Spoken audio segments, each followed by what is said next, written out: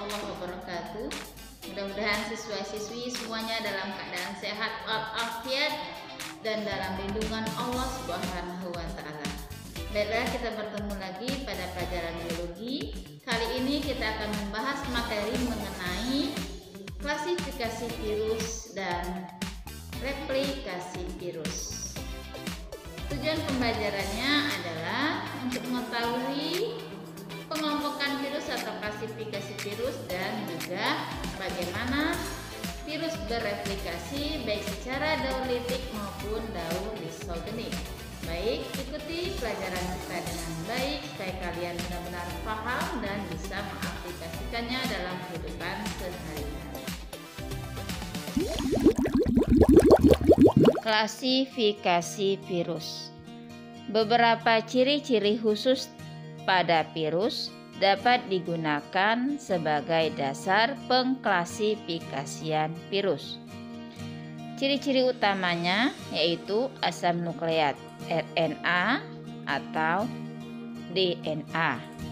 Kemudian struktur partikel virus, yaitu ada yang kapsid helikal, kapsid likosahedral, dan struktur kompleks, misalnya adanya ekor.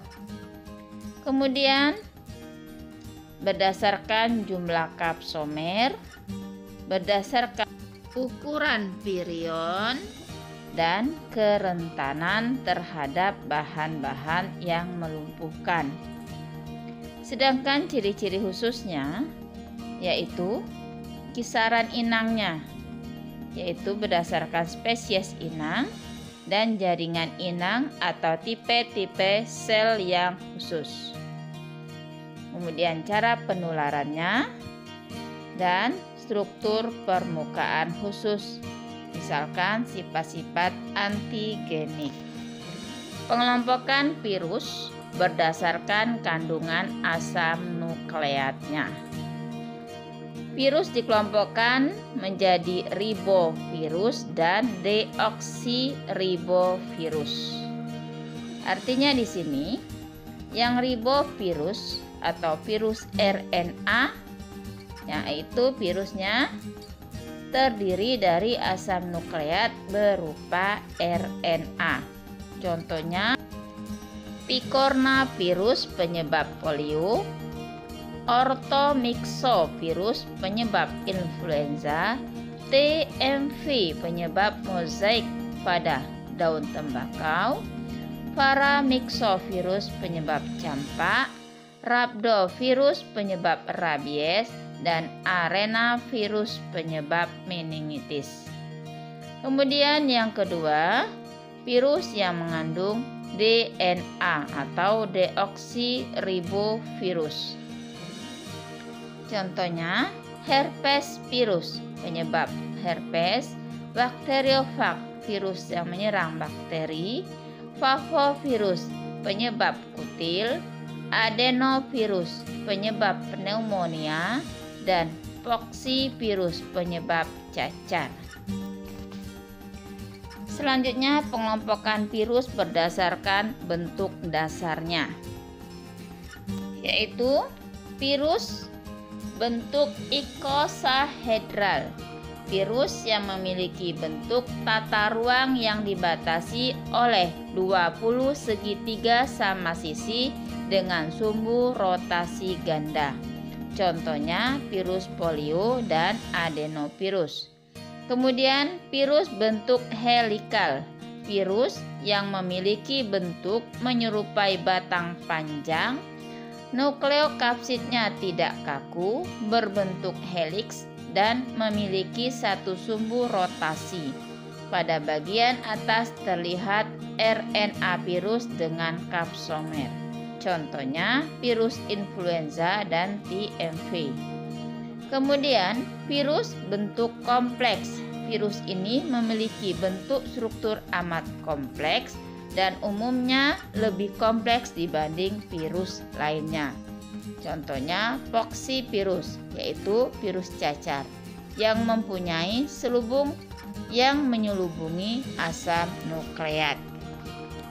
Selanjutnya, pengelompokan virus berdasarkan keberadaan selubung yang melapisi nukleokapsid. Di sini ada virus berselubung atau bersampul, virus yang mempunyai selubung yang tersusun atas lipoprotein atau glikoprotein. Contohnya herpes virus, orthomyxovirus, paramyxovirus, rhabdovirus, coronavirus, dan retrovirus. Kemudian yang kedua, virus telanjang. Virus yang nukleokapsidnya tidak diselubungi oleh lapisan yang lain.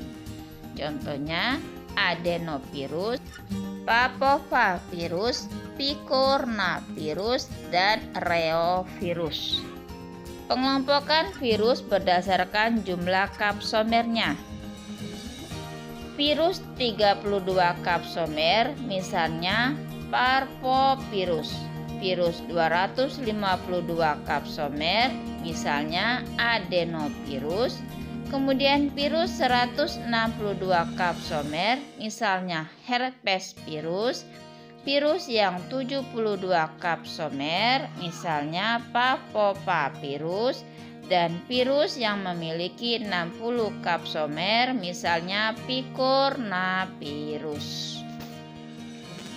Pengelompokan virus berdasarkan sel inangnya, yaitu virus yang menyerang manusia, misalnya virus hepatitis. Virus yang menyerang hewan, misalkan NCD. Virus yang menyerang tumbuhan, misalnya TMV. Virus yang menyerang bakteri, misalnya virus T. Replikasi virus. Replikasi virus merupakan proses reproduksi pada virus. Proses replikasi virus dapat diamati dengan jelas pada bakteriofag yang menyerang bakteri Escherichia coli. Virus yang menyerang tumbuhan, hewan, dan manusia mempunyai cara replikasi hampir sama dengan bakteriofag, yaitu melalui daur litik dan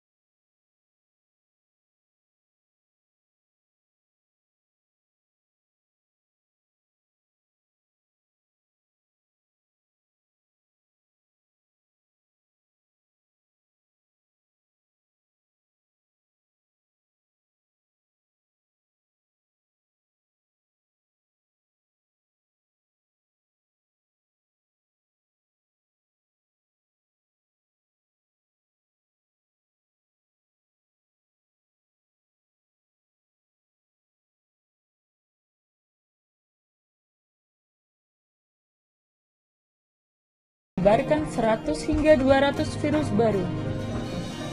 Setiap virus baru tersebut dapat memulai siklus baru dengan menempel pada sel-sel terdekat. Pada siklus lisogenik, DNA virus menjadi bagian dari kromosom sel inang dan bereplikasi memanfaatkan replikasi sel inang. Bakteriofag menempel pada bagian reseptor spesifik sel inang dengan menggunakan serabut ekornya. Pada fase injeksi, selubung ekor berkontraksi untuk membuat lubang yang menembus dinding dan membran sel. Kemudian virus menginjeksi materi genetiknya ke dalam sel inang. DNA virus menempel pada bagian khusus di dalam sel inang. DNA ini kemudian disebut provirus. Setiap kali DNA virus bereplikasi, provirus juga ikut bereplikasi. Pada setiap sel membelah, provirus juga akan terbagi pada setiap sel anakan. Setiap saat, provirus bisa meninggalkan kromosom sel inang. dan memasuki siklus lipid. Saat hal ini terjadi, seluruh DNA sel akan hancur dan bagian virus akan terbentuk dan tersusun.